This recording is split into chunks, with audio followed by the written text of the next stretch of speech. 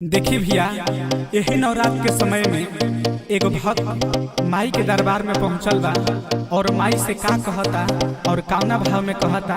आई सुनी जा। होते भी नुसारावा माई के दुआरावा सभे जाता,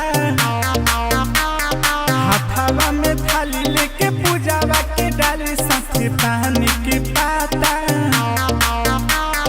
बउआ पखारे खाती आरती उतारे खाती भीड़ावा भइले ना, ए देवी माई खोली ना जी पलकवा राहुरी पलकवा भइले ना, ये देवी माई खोली ना हो पलकवा राहुर पलकवा आइले ना।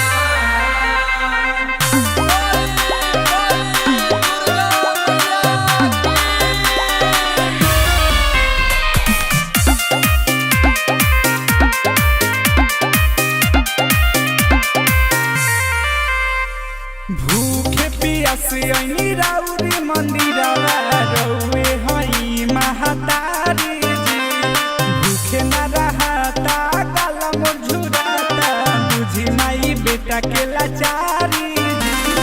देखी होते आ गइले सूरज के लाई, अभी से उठी माई भोगा वाला गाली, गंगा जी के पनिया हे महरनिया सरनिया लईनी ना, ये दुर्गा माई खोली ना जी पलकवा राउरी पलकवा भइले ना, ये देवी माई खोली ना हो पलकवा राहुर पलकवा आइले ना।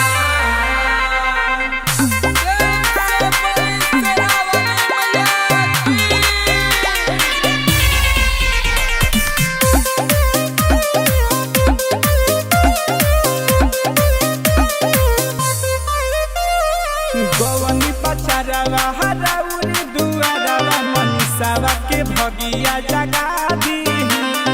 धदी हाथावा धर्मेंद्र के माथावा